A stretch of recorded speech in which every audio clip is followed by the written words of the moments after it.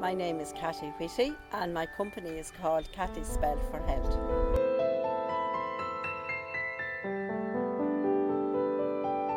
We make a range of spelt bread mixes and a customer bakes at home. I put my recipe in the bag and the customer just adds the milk and bakes at home. The business has grown from me baking in my kitchen. I baked for the local health food store. It expanded, so I had to make a decision if I was going to start a little bakery or what I would do. So the decision I made was I would put my recipe in the bag and the customer could bake at home to their own requirements.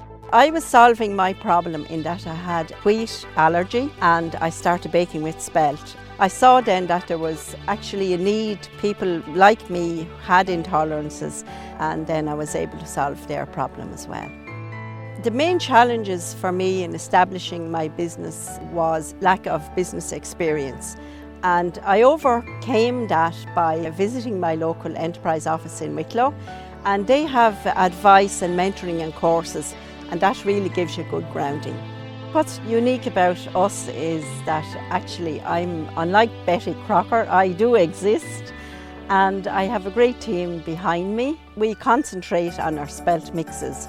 Unlike a lot of bigger businesses, they're trying to manage 2 or 3 different markets at the same time. We're concentrating on what we know best. The best thing about running my own business is really when I go into the shops and I see what was an idea. It's sitting there on the shelf in front of me. It's really then having a chat with the customers and meeting them and seeing what they like and what they don't like and what I might do next for them. Well, the business I admire most and the family running the business I admire most are the Avoca family and their stores. They started off very small in our little village in Avoca with their traditional hand weaving, and now they have opened stores all over the world and they're a well-known brand, and the children have came along and they've all brought their own unique talents to the store.